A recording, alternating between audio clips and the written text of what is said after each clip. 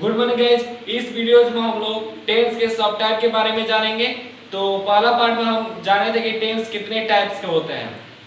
Tense 3 types के होते हैं। कौन कौन से? Present, past, future. जो बीत गया हो उसको पास्ट टेंस कहते हैं, जो आने वाला है उसको फ्यूचर टेंस, और जो हो रहा है, जो चल रहा है, उसको हम लोग प्रेजेंट टेंस कहते हैं। तो आपसे रिक्वेस्ट है कि आप इस वीडियोस को पूरा देखिए और अच्छा लगे और समझ में आए तो अपने दोस्तों तक ज्यादा से ज्यादा शेयर करें। तो प्रेजेंट टेंस का सबसे पहला सब टाइप होता है हमारा simple present tense. Simple present tense और प्रेजेंट इंडेफिनिट टेंस, ये दोनों टेंस इक्वल ही है। ग्रामर बुक में इसको डिस्क्राइब नहीं करता कि सिंपल प्रेजेंट टेंस और प्रेजेंट इंडेफिनिट टेंस में क्या अंतर है, और इसमें कुछ ज्यादा खास अंतर भी नहीं है। तो इस दोनों में अंतर क्या है और क्या होता है, सिंपल प्रेजेंट टेंस और प्रेजेंट इंडेफिनिट टेंस क्या होता है, तो उसको बारीकी से समझिए। तो देखिए सिंपल प्रेजेंट टेंस हमारा क्या डिस्क्राइब करता है। सिंपल प्रेजेंट टेंस डिस्क्राइब करता है हमारा this includes present state made from verb is am are. It describes one's present identity, class और क्वालिटी। यह वर्ब इज एम आर के साथ रहता है और हमको डिस्क्राइब करता है वर्तमान का गुण, वर्ग और पहचान। जैसे कि हम लोग बोलते हैं मैं लड़का हूं, तुम शिक्षक नहीं हो। You are not a teacher, I am a boy, you are a girl. तो जो भी आर लग रहा है, इज एम आर लग रहा है, he is a teacher, he is not a teacher, I am a boy. तो जो थ्री वर्ब से इज एम आर से जो डिनोट करता है और प्रेजेंट आइडेंटिटी को शो करता है, उसको हम लोग सिंपल प्रेजेंट टेंस कहते हैं।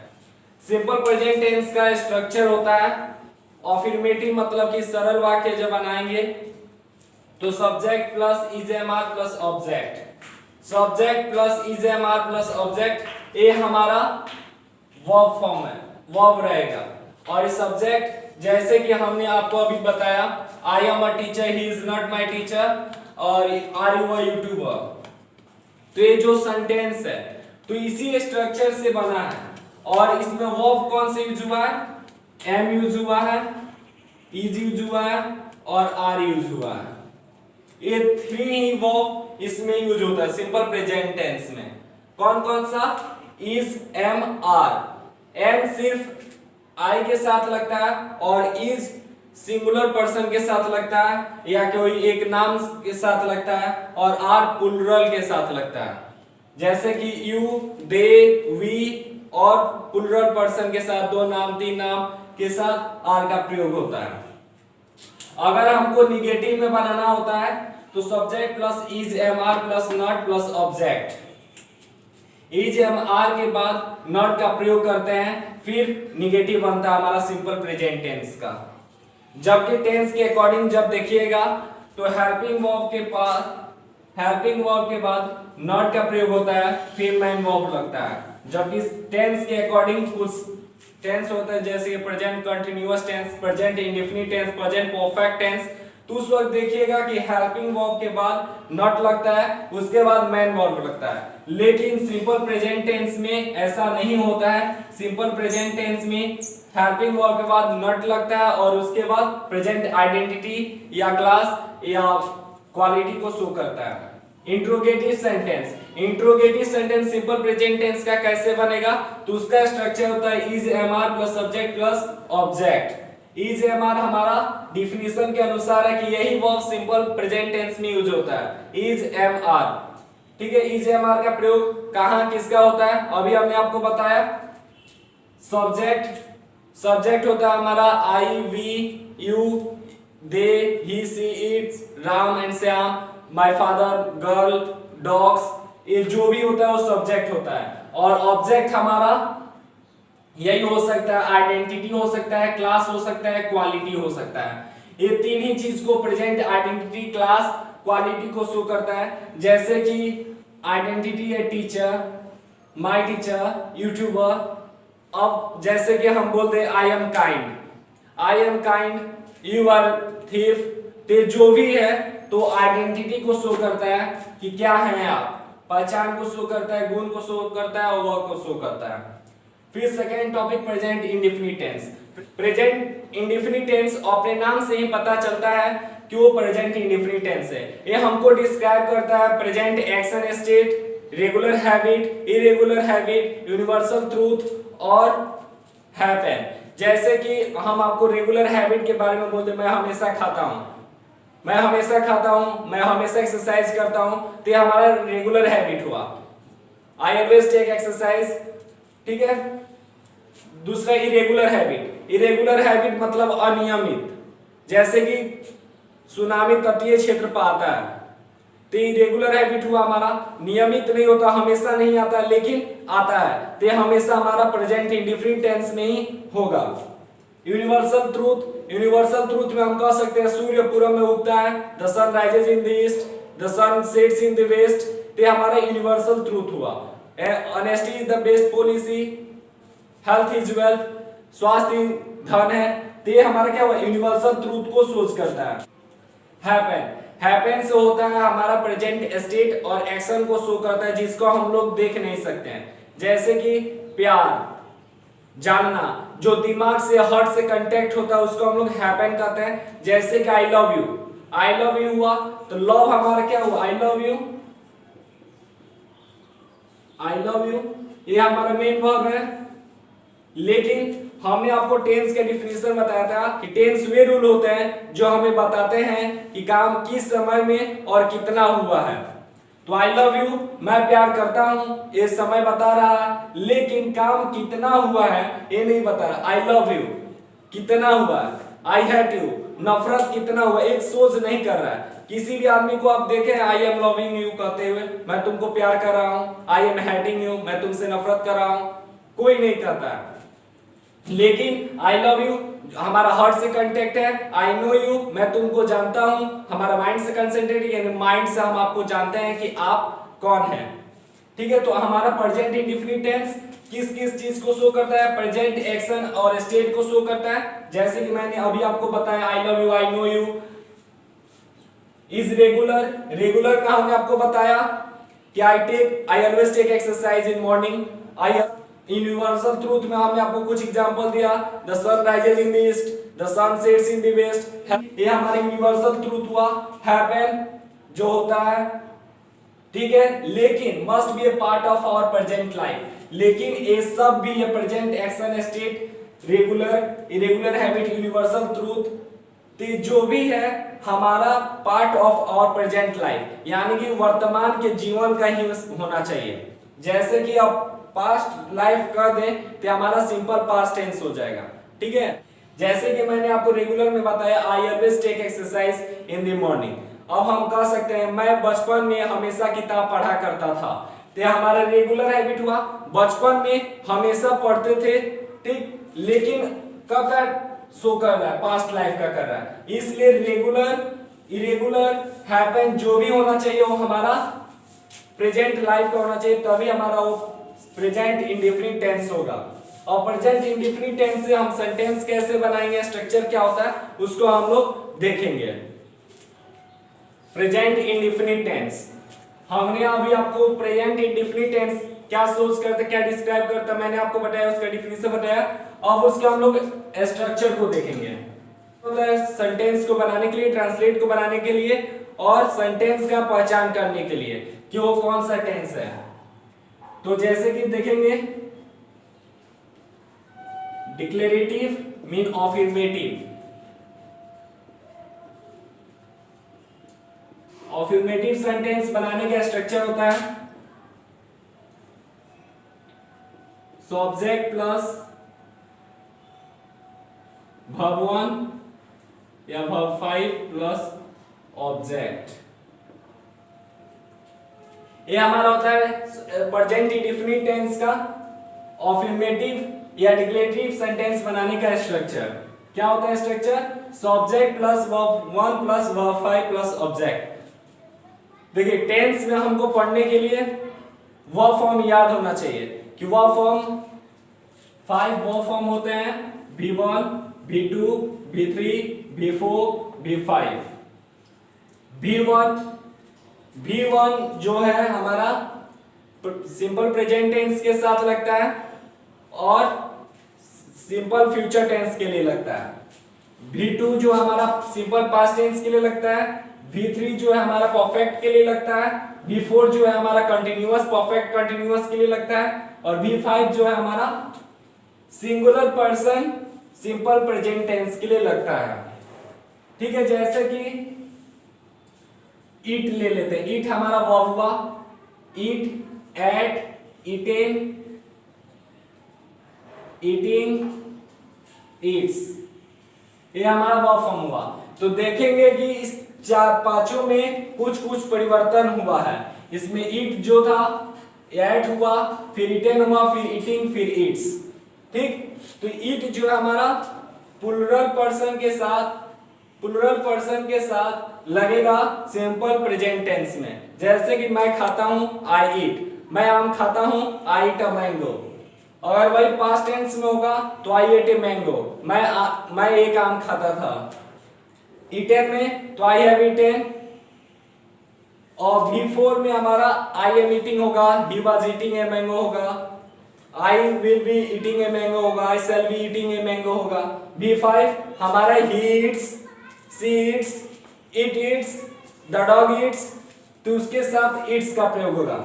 हंसने वाली बात यह है कि बहुत से लोग हैं जो कहते हैं कि वर्ब का जो verb 1 होता है वही उसका वाकई यानी कि प्यूरेस्ट फॉर्म होता है, यानी कि बेस फॉर्म होता है। V1 equal to base form, लोग कहते हैं V1 जो है वो हमारा बेस फॉर्म है या वर्ब है, लेकिन ये बात सही है, लेकिन एक ऐसा वर्ड है, एक ऐसा वर्ब फॉर्म है जो V1 उसका अलग होता है बेस फॉर्म का। जैसे कि उसको हम लोग प्यूरेस्ट फॉर्म कहते हैं, प्यूरेस्ट फॉर्म, फिर स्टार्ट होता है V1, V2, V3, V4, V5। ठीक है, तो एक ऐसा वर्ब है जैसे कि बी एक ऐसा है जो प्यूरेस्ट फॉर्म है, उसका अलग होता है, V1 में अलग होता है, V2 में अलग, V3 में अलग, V4 में अलग, V5 में अलग।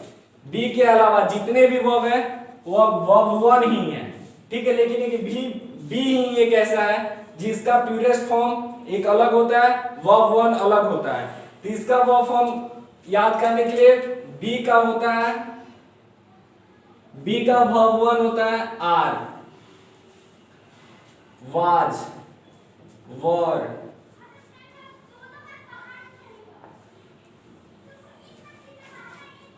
बीन, बेइंग और इज।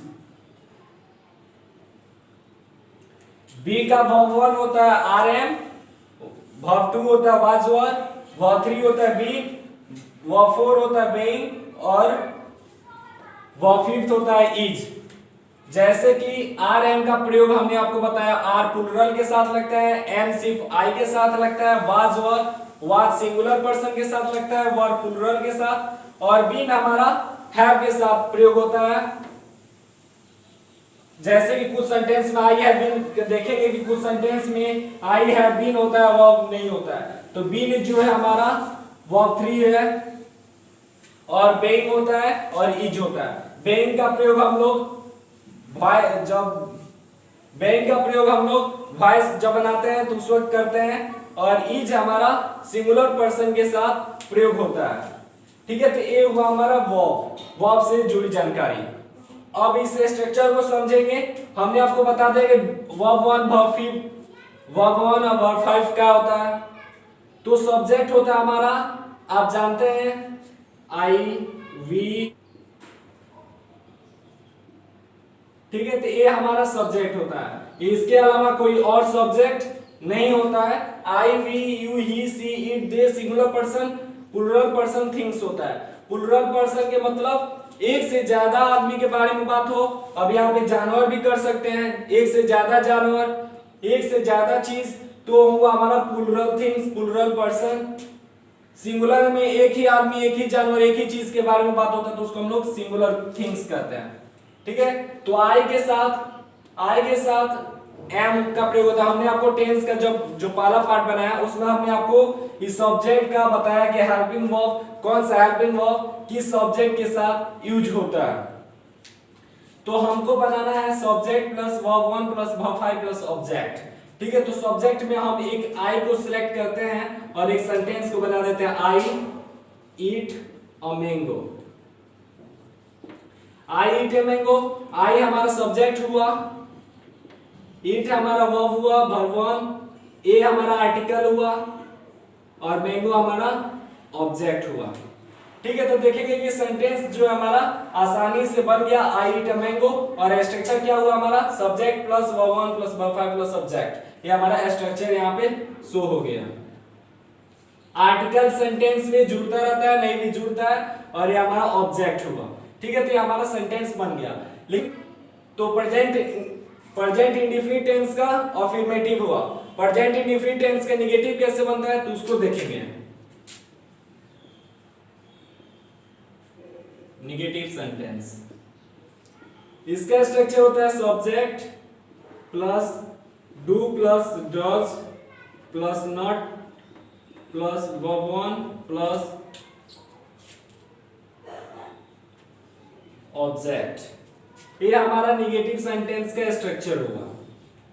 ठीक है, तो सब्जेक्ट ये सब है, do does not verb 1 verb 5। देखिए डू का जो है, डू हमारा एक वर्ब है, जैसे कि हमने बी का ही बनाया तो उसी तरह डू है, तो डू का होता है do, did, done, doing, does. ये V1 है, ये V2 है, ये V3 है, ये V4 है, ये V5 है। तो ये हमारा डू का हुआ। हमने आपको बताया अभी सिर्फ एक बी ही ऐसा वर्ब है जिसका प्यूरेस्ट फॉर्म अलग होता है, वर्ब 1 अलग होता है, लेकिन बाकी जितने भी डिक्शनरी के वर्ड्स हैं वर्ब हैं उस वर्ब 1 ही होते हैं, प्यूरेस्ट फॉर्म में भी वही होते हैं। तो डू का वर्ब 1 होता है डू, वर्ब 2 होता है डिड, वर्ब 3 होता है डन, वर्ब 4 होता है डूइंग, वर्ब 5 होता है डज। ठीक है, तो डू का प्रयोग हमने आपको बताया है, जो वर्ब 1 होता है वो किसके साथ प्रयोग होता है, प्लूरल पर्सन के साथ प्रयोग होता है, और डिड का प्रयोग पास्ट टेंस में प्रयोग होता है, डन का प्रयोग वर्ब 3 जो है परफेक्ट में प्रयोग होता है, कंटिन्यूअस जो भी काम जारी होता है कंटिन्यूअस टेंस के बारे में बात होगा, तो वर्ब 4 का बात होगा, और वर्ब 5 का बात singular person simple present tense में ही बात होता है। ठीक है, तो डू का डज हुआ, ये डू हमारे यहाँ पे एक हेल्पिंग वर्ब का काम करता है। ठीक है, तो सब्जेक्ट में हम जैसे कि अभी लेंगे, मैं आम खाता हूं तो आई ईट ए मैंगो बना, मैं आम नहीं खाता हूं तो बन जाएगा आई do not eat a mango, I do not eat a mango. तो इसमें हमारा सब्जेक्ट क्या हुआ, आई, डू हमारा हेल्पिंग वर्ब हुआ, नॉट हमारा स्ट्रक्चर के अनुसार आया, निगेटिव का रोल निभा रहा है, और इट जो हमारा मेन वर्ब है, और ये आर्टिकल है, और मैंगो हमारा ऑब्जेक्ट है। ठीक है, तो डू का प्रयोग सिर्फ प्लूरल के साथ यानी कि आई के साथ प्रयोग होगा, वी के साथ प्रयोग होगा, यू के साथ प्रयोग होगा, दे के साथ होगा, और प्लूरल पर्सन के साथ डू का प्रयोग होगा। बाकी सबके साथ डज का प्रयोग होगा। तो एक साथ बता देते हैं, तो सिंगुलर पर्सन के साथ एक सेंटेंस बताते हैं, वह इंग्लिश पढ़ाता है, वह इंग्लिश पढ़ाता है। तो सब्जेक्ट हमारा ही, पढ़ाना का इंग्लिश होता है टीचेस, पढ़ाना का इंग्लिश होता है टीच, और ईएस लग जाता है हमारा वर्ब 5 के लिए, और इंग्लिश पढ़ाता है ही टीचेस इंग्लिश। तो हमारा हुआ सेंटेंस, ही हमारा सब्जेक्ट हुआ, टीचेस हमारा मेन वर्ब हुआ, और इंग्लिश हमारा ऑब्जेक्ट हुआ। अब इसका निगेटिव कैसे बनेगा, तो निगेटिव बनाने के लिए हमको लिखना होगा he does not teach English. ये हमारा निगेटिव सेंटेंस हो गया, ये हमारा he does not teach English हमारा निगेटिव सेंटेंस बन गया। अब आप कहेंगे कि अभी हमने आपको बताया कि ही सिंगुलर पर्सन के साथ वर्ब 5 का प्रयोग होता है, लेकिन निगेटिव में उल्टा क्यों होता है, तो निगेटिव में उल्टा इसलिए होता है क्योंकि उसके पहले एक वर्ब को वर्ब 5 हम ले लिए रहते हैं, यानी कि सब्जेक्ट ही हमारा सिंगुलर था तो उसके पहले हमने डज का प्रयोग कर लिया है जो वर्ब 5 था। डू का वर्ब 5 होता है डज, जिसको हमने पहले प्रयोग कर लिया है, इसलिए यहाँ पे टीच का प्रयोग किया है। अगर आप निगेटिव में नहीं डॉज का प्रयोग नहीं करते तो हमारा टीचेज ही होता। और एक आपको और जानकारी, नाउन को प्लूरल बनाने के लिए हम लोग प्रयोग करते हैं प्लस एस, ई एस, आई ई एस, ठीक है। ये हम लोग नाउन में प्रयोग करते हैं प्लूरल बनाने के लिए, जैसे कि बॉयज, बॉक्सेस, टैक्सीज, कंट्रीज, ठीक। लेकिन वर्ब में हम लोग सिंगुलर बनाते हैं एस ई एस लगाकर, जैसे कि ईट्स, टीचेस, रीड्स, स्विम्स। ये हमारा क्या है, ईट, टीच, रीड, स्विम हमारा वर्ब है और एस लग गया जिसके कारण ये हमारा सिंगुलर वर्ब हो गया, यानी कि वर्ब 5 हो गया, ठीक है। तो ये आपको जानकारी हुई। अब इंट्रोगेटिव सेंटेंस यानी कि प्रेजेंट इंडेफिनिट टेंस से नेगेटिव सेंटेंस कैसे बनेगा तो उसको देखेंगे। देखिए इंट्रोगेटिव सेंटेंस कैसे बनता है, तो प्रेजेंट इंडेफिनिट टेंस के इंट्रोगेटिव बनाने के लिए do, does plus subject plus verb 1 plus object plus question mark. और डबल इंट्रोगेटिव का मतलब क्या होता है, तो डबल इंट्रोगेटिव का मतलब होता है क्वेश्चन वर्ड, जैसे कि व्हाट, हु, हाउ, ये जो भी वर्ड है, व्हेन, इस जो भी वर्ड है WH वाला क्वेश्चन वर्ड, उनको हम लोग पहले लिखते हैं, यानी कि QW से मतलब क्वेश्चन वर्ड हुआ,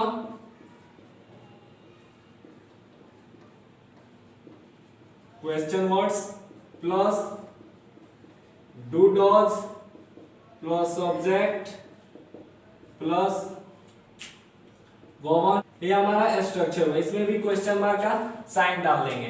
तो इसमें डबल कहने का मतलब ये है कि एक तो यहाँ पे से था ही, डॉग्स के बाद से एक इंट्रोगेटिव सेंटेंस बना ही था, बाद में एक क्वेश्चन वर्ड्स भी जुड़कर इसको 2 बार क्वेश्चन बना दिया, यानी कि 2 बार इंट्रोगेटिव कर दिया है, इसलिए इसको हम लोग बोलते हैं interrogative.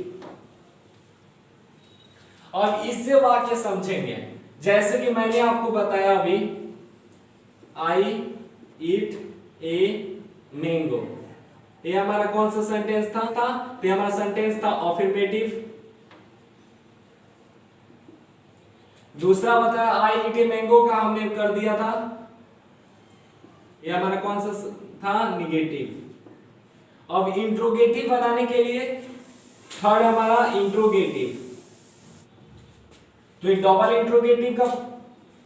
Interrogative question word plus do, does plus subject plus verb 1 question mark लगता है, ठीक है। तो ये क्यों बना डबल वर्ड, तो क्योंकि पहले डबल इंट्रोगेटिव, पहले से डज से एक इंट्रोगेटिव सेंटेंस बन ही रहा था, उसके बाद क्वेश्चन वर्ड जुड़कर एक बार फिर से क्वेश्चन कर दिया, इसलिए हम लोग इसको कहते हैं डबल इंट्रोगेटिव, ठीक। हमने आपको सेंटेंसेस बताया, आई ईट ए मैंगो अफर्मेटिव है, आई डू नॉट ईट निगेटिव है। अब इंट्रोगेटिव कैसे बनेगा, तो इंट्रोगेटिव होता है हमारा do I eat a mango. अब देखेंगे कि प्रेजेंट इंडेफिनिट टेंस में अफर्मेटिव सेंटेंस बनाने के लिए किसी भी हेल्पिंग वर्ब का यूज नहीं हुआ, मेन वर्ब का ही यूज हुआ। और वही निगेटिव में देख रहे हैं, इंट्रोगेटिव में देख रहे हैं, तो उसमें हमारा हेल्पिंग वर्ब का यूज हुआ। तो आप देखें ना कुछ फिल्मों में हीरो होते हैं जो सिर्फ अच्छे रोल करते हैं, निगेटिव रोल, विलेन का रूप, डेविल का रूप नहीं करते हैं, सिर्फ अच्छे रोल करते हैं, जैसे कि दिलीप कुमार थे, और भी बहुत से एक्टर हैं जो सिर्फ अच्छे ही रोल करते हैं, गुंडा का रोल नहीं करते हैं। तो उसी तरह जो भी हमारे मेन वर्ब है, यानी कि affirmative affirmative present indefinite tense का, तो उसमें किसी भी निगेटिव रोल करने वाला को नहीं रखता है, सिर्फ मेन हीरो बनकर अपने ही आ जाता है। लेकिन निगेटिव रोल और इंट्रोगेटिव में उसको करने के लिए किसी और का हेल्प करना होता है, जिसको हम लोग हेल्पिंग वर्ब कहते हैं, तो उसको बुला लेता है। और हेल्प करने वाला एक्शन, तो हेल्प करने वाला एक्टर कौन होता है, तो डू और डज। प्रेजेंट इंडेफिनिट टेंस में 2 ऐसे एक्टर हैं जो निगेटिव रोल करते हैं, इंट्रोगेटिव रोल करते हैं, वो है हमारे डू और डज। तो do I eat a mango, हम उस वक्त से बता रहे हैं कि डू का प्रयोग कब होता है, क्यों होता है। तो डू हमारा आई के साथ प्रयोग होता है, ठीक, तो इसलिए हम यहाँ पे डू का प्रयोग लिख देंगे। एक और सेंटेंस को हमने आपको बताया था जिसमें सिंगुलर थर्ड पर्सन के बारे में बात किया था, ही इट्स, ये हमारा नेगेटिव हो गया था। उसी तरह इसमें भी इंट्रोगेटिव बनाने के लिए डज जो है उसको हम लोग पहले ला लेंगे, does he eat a mango, ये हमारा इंट्रोगेटिव हो जाएगा।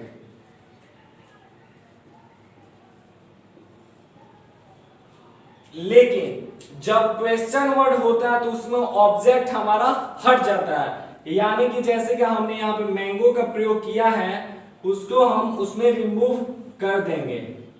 Do I eat a mango का मतलब होता है क्या मैं एक आम खाता हूं, does he eat a mango क्या वह एक आम खाता है। लेकिन जब डबल इंट्रोगेटिव में होता है तो उस वक्त ऑब्जेक्ट लुप्त हो जाता है, क्योंकि उसमें जुड़ता है कि वह मैं क्या खाता हूं, मैं क्या खाता हूं, मैं आम क्या खाता हूं। ये तो कोई सेंटेंस नहीं है, क्या खाता हूं एक क्वेश्चन कर रहा है कि मैं क्या खाता हूं। डू डज से जो भी वाक्य बनेगा, इंट्रोगेटिव सेंटेंस बनेगा, उसका आंसर होता है यस या नो। जैसे do I eat a mango, क्या मैं एक आम खाता हूं, हाँ या ना। मैं आम खाता हूं तो या, नहीं खाता हूं तो ना, ठीक। यस या नो का जवाब हम लोग इसमें देते हैं। इंट्रोगेटिव में यस और नो का रिप्लाई होता है, आंसर होता है। लेकिन डबल इंट्रोगेटिव में ऐसा नहीं होता है। डबल इंट्रोगेटिव में कुछ अलग ही बताना होता है। जैसे कि क्वेश्चन वर्ड दिए हैं, question word plus do does plus subject plus verb 1, तो एक सेंटेंस को लेते हैं, उस वक्त हमने आपको प्रयोग किया I eat a mango, I do not eat a mango, do I eat a mango. Mango का प्रयोग किया, मैंगो हमारा क्या था, ऑब्जेक्ट था। तो डबल इंट्रोगेटिव में जो ऑब्जेक्ट होता है वो लुप्त हो जाता है, ऑब्जेक्ट को ही बताना होता है। जैसे मैं आपसे सवाल करूं मैं क्या खाता हूं, मैं क्या खाता हूं, तो दाल रोटी खाता हूं, आम खाता हूं, दूध पीता हूं। तो अब घर वाले जो भी होंगे तो आंसर करेंगे कि मैं क्या खाता हूं, ठीक है। अब तो वो नहीं कहेंगे मैं क्या खाता हूं, हाँ ये तो आंसर नहीं हुआ। मैं क्या खाता हूं ऑब्जेक्ट, मैं क्या करता हूं तो कर्म को बताएंगे कि हम कौन से काम को करते हैं, ठीक है। तो क्वेश्चन वर्ड वही होता है जो अलग से रिप्लाई में आए। जैसे कि अभी हम यहाँ पे इन्हीं से एक वाक्य बना देते हैं, what does he eat, what does he eat, वह क्या खाता है। व्हाट डज ही ईट, वह क्या खाता है। तो व्हाट डज ही ईट में हम बोल सकते हैं मैंगो, राइस, मीट, ब्रेड, ये हमारा आंसर हो सकता है। ये हमारा आंसर हो सकता है। मैंगो आम खाता है, चावल खाता है, मांस खाता है, रोटी खाता है, ठीक है। तो ये हमारा आंसर हुआ। तो क्वेश्चन वर्ड में यही होता है कि कुछ अलग आंसर दिया जाता है, इनका ऑब्जेक्ट का आंसर दिया जाता है। जैसे कि आई टीच ए गर्ल, मैं एक लड़की को पढ़ाता हूं। तो कोई पूछ दे तुम किसको पढ़ाते हो, तुम किसको पढ़ाते हो, तो मैं एक लड़की को पढ़ाता हूं, तो कोई रिप्लाई में आंसर देगा लड़की को। तो लड़की क्या हुई हमारा, ऑब्जेक्ट हुई। जैसे कि I teach a girl, I teach a girl, ये हमारा क्या हुआ, सेंटेंस हुआ। अब इसमें आई हमारा सब्जेक्ट हुआ, टीच हमारा मेन वर्ब हुआ, ए हमारा आर्टिकल हुआ और गर्ल जो थी हमारा ऑब्जेक्ट हुई। अब कोई क्वेश्चन कर दे मैं किसको पढ़ाता हूं, तो हमारा गर्ल्स कहेगी कि मेरे को, ठीक है। तो ए हुआ हमारा प्रेजेंट इंडेफिनिट टेंस, ठीक है। तो प्रेजेंट इंडेफिनिट टेंस क्या होता है आपको समझ में आ गया होगा, आशा करते हैं। प्रेजेंट इंडेफिनिट टेंस से हर एक चीज से आप बारीकी हो गए हैं, हर एक चीज को समझ गए हैं कि क्या होता है प्रेजेंट इंडेफिनिट टेंस और कैसे उसकी पहचान होती है, और प्रेजेंट इंडेफिनिट टेंस में कैसे सेंटेंस बनता है, कैसे बोला जाता है, कैसे उसका पहचान होता है।